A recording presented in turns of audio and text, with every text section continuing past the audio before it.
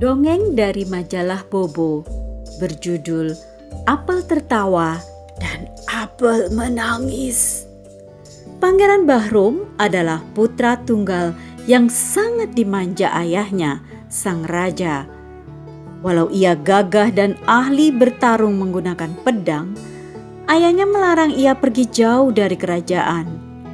Pangeran Bahrum sering merasa kesal dan duduk menyendiri di dekat sebuah mata air. Pada saat itu, datanglah seorang nenek membawa kendi untuk mengambil air.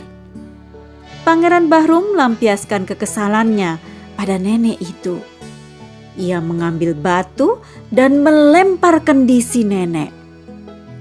Karena ia jago memanah, lemparannya tepat kena sasaran. Dan kendi itu pun pecah. Nenek itu marah dan berseru, "Semoga kau tertarik pada apel tertawa dan apel menangis." Setelah berkata begitu, nenek itu pun menghilang. "Wah, hari ini aku bertemu penyihir," gumam Pangeran Bahrum ceria. Akan tetapi, kata-kata nenek itu ternyata menjadi kenyataan. Pangeran Bahrum tiba-tiba ingin sekali memiliki apel tertawa dan apel menangis. Ia tidak berselera makan dan hanya melamun di tempat tidur. Pangeran Bahrum akhirnya sadar ia telah terkena kutukan si nenek. Sang raja mendatangkan seorang tabib sakti. "Kedua apel itu milik Putri Daria. Istananya terletak di atas bukit dan dikelilingi ribuan domba. Kau harus mengambil kedua apel itu sendiri agar kutukan nenek sihirnya itu lenyap," ujar sang tabib sakti. "Mungkin ini sudah waktunya kau belajar bertanggung jawab dan mandiri," kata sang raja sedih, dan akhirnya mengizinkan putra tunggalnya pergi. Pangeran Bahrum akhirnya memulai perjalanannya. Ia naik ke bukit, menuruni lembah, dan berkuda di padang rumput luas.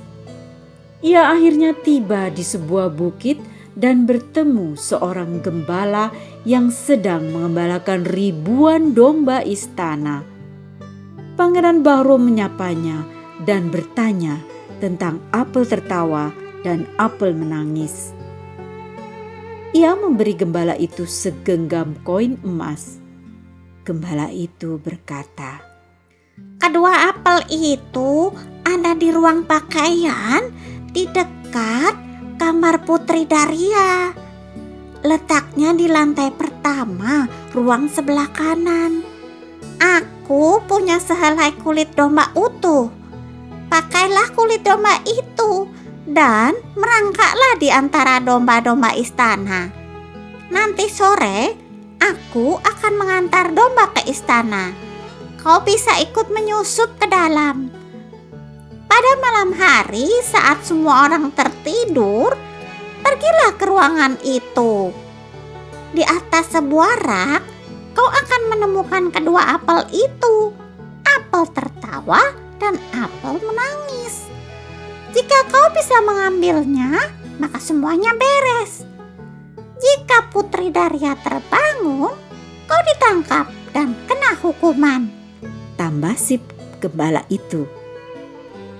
Gembala itu lalu memberikan sehelai kulit domba utuh pada Pangeran Bahrum. Pangeran segera memakainya dan merangkak di antara domba-domba. Ia berhasil masuk ke halaman istana tanpa ketahuan. Ketika malam tiba dan semua orang tertidur, Pangeran Bahrum keluar dari kulit domba. Ia merayap hati-hati ke lantai pertama. Ia berhasil masuk ke ruangan pakaian, tempat kedua apel dipajang di atas rak. Ketika melihat Pangeran Bahrum masuk, apel tertawa mulai tertawa. apel menangis pun mulai menangis. Putri Daria terbangun dan bergegas masuk ke ruangan itu. Pangeran Bahrum bergegas sembunyi di balik lemari pakaian besar.